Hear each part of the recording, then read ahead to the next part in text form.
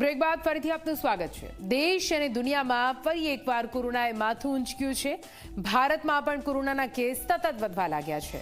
આપણા ગુજરાતમાં પણ ઝડપથી કેસમાં વધારો, આરોગ્ય વિભાગ થઈ ગયું છે સતર્ક। અમદાવાદમાં તો સંક્રમણ વધારે વધી ગયું હોય તેવી સ્થિતિ સર્જાઈ છે। એક જ દિવસમાં ડરામણા 60 જેટલા કેસ સામે આવ્યા, ત્યારે જુઓ કોરોનાએ વધારેલી ફરી એકવાર ચિંતાનો અહેવાલ।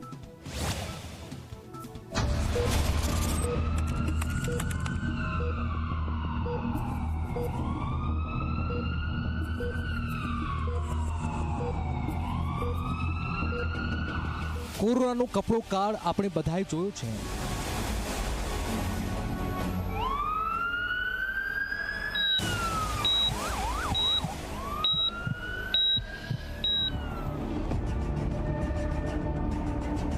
હોસ્પિટલમાં બેડની અછત, એમ્બ્યુલન્સમાં સારવાર, દવાઓ અને ઇન્જેક્શનો તંગીનો તે સમય આજે ફરી યાદ આવે છે।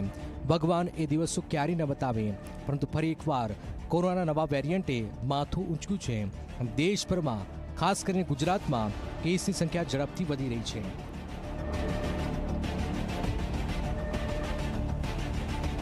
અમદાવાદ શહેરમાં તો હવે ચિંતા વધી રહી છે। એક જ દિવસમાં 60 નવા કેસ નોંધાયા। કુલ 330 કેસમાંથી 241 એક્ટિવ કેસ છે। ખાસ કરીને શહેરના પશ્ચિમ વિસ્તારો બોપલ, ગુમા, થલતેજ, ગોતા, ચાંદોડિયા, વસ્ત્રાપુર, સેટેલાઇટ, સરખેજ, વેજલપુર આ વિસ્તારોમાં 190થી પણ વધુ કેસ નોંધાયા છે। ગુજરાતમાં છેલ્લા 24 કલાકમાં 2 મહિલાઓના મોત થયા છે। દેશભરમાં છેલ્લા 4 દિવસમાં 31 લોકોએ જીવ પણ ગુમાવ્યો છે।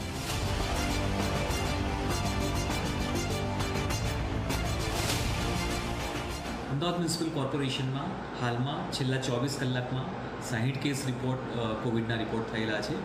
આ સાથે સાથે હાલમાં સિટીમાં ટોટલ 241 જેટલા એક્ટિવ કેસીસ હાલમાં રિપોર્ટ થયેલા છે।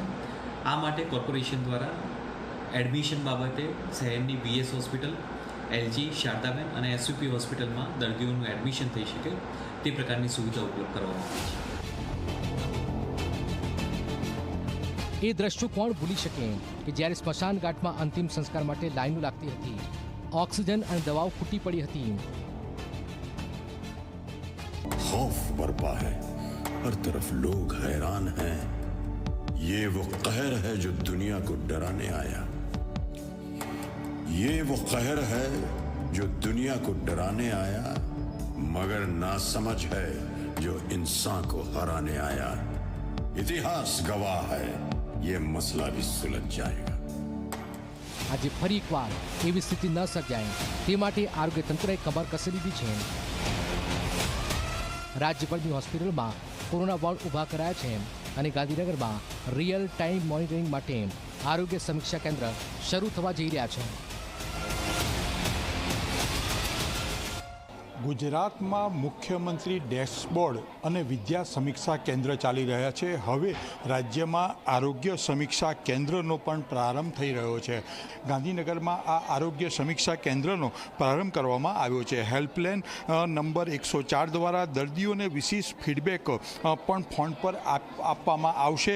એ પ્રકારની સુવિધાઓ ઊભી કરવામાં આવી છે।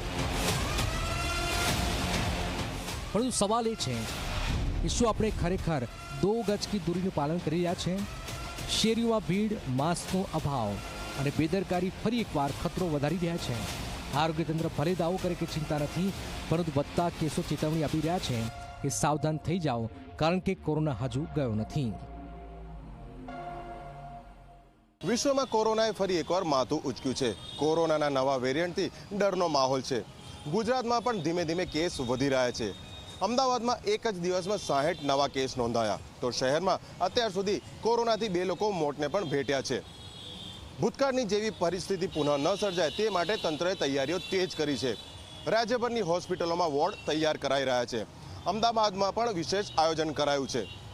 હાલ જે પ્રમાણે કેસ વધી રહ્યા છે તેને જોતા સોશિયલ ડિસ્ટન્સિંગ ખૂબ જ જરૂરી છે, પરંતુ 2 ગજ की दूरी માનવામાં કોઈ હાલ અમલ નથી કરી રહ્યું, જેથી હાલ કોરોનાના વધતા કેસ ચિંતાનો વિષય બન્યા છે। કોરોનાનો ખતરો ફરી ઊભો થયો છે।